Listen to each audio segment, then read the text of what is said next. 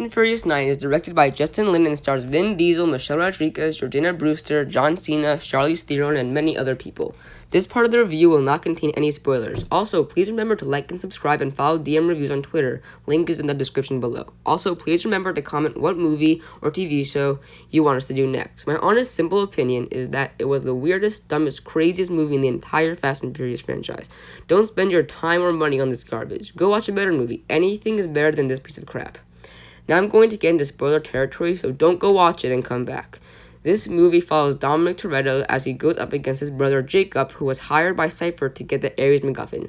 No, it is not a McDonald's product, it is just from the awful writing of Gary Scott Thompson, Chris Morgan, and Daniel Casey.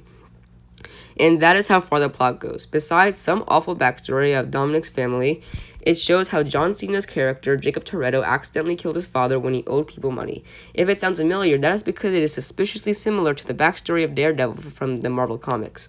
Because we have never seen nor heard of Jacob and Dom's father prior to this movie, I did not care about his death. And then later in the movie, when we find out that Jacob messed up his father's car because his father asked him to, meaning his death was an accident, I did not have any sympathy for him. Also, having casted Vinay Bennett for young Dom and Finn Cole as young Jacob, they were horrible casting decisions. Because in real life, Vin Diesel is much shorter than John Cena, but in the flashbacks, Dominic was so much taller than Jacob. They even had transitions from young Jacob to present Jacob.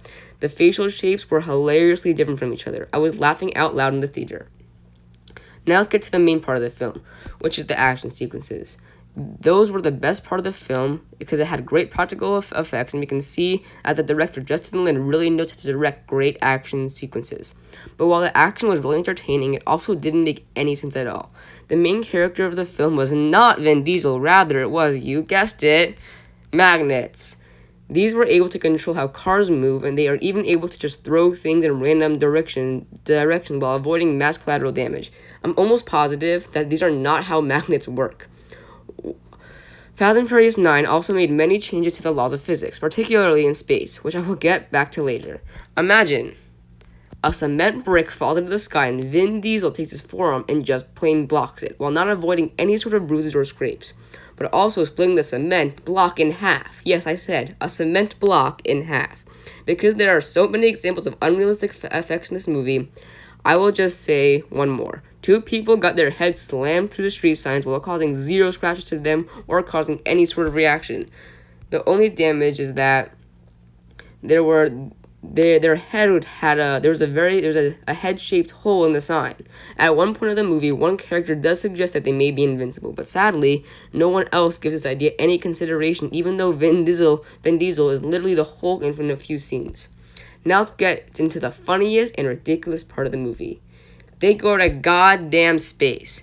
The second I heard them even consider this idea of putting a car with a rocket attached to it on the back of a space shuttle in this movie, I was awestruck. And then, when Vin Diesel said, "That's exactly what we were going to do," my jaw dropped and my hands were around my mouth. Whoever decided to pull through this idea, shame on you. Apparently, a car can survive going hundreds of miles per hour on the back of a space shuttle, and with a rocket on its back, powered by NOS. If this movie even made a little bit of sense, the NOS either would have frozen up or exploded the second they activated it.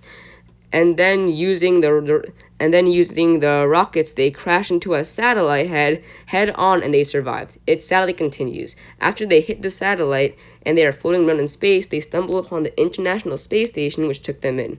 I can't describe the feelings that I felt watching the space part of this movie play out. It was so cringeworthy, I was laughing through the entire thing. Now let's talk about the villain, Jacob Toretto.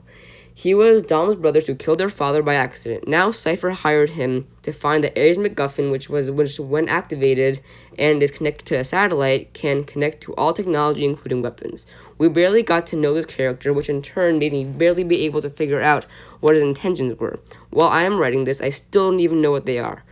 When it was revealed that he knew he was killing his dad, that he killed his dad, that took away any chance of sympathy towards him you may had at the beginning of the movie. Of course, after fighting with Dom, like all Fast and Furious villains, he turns into a good guy. I really have nothing to say about this villain other than he was the same thing as any Fast and Furious villains. My next point is how predictable this movie was. There's not one point in this movie that I did not predict. The only part that I did not predict that was that every single character besides Vin Diesel said the word family. In conclusion, this is garbage and it is not worth your time. The only time that I would even suggest you watch it is if later on it was free with ads on YouTube.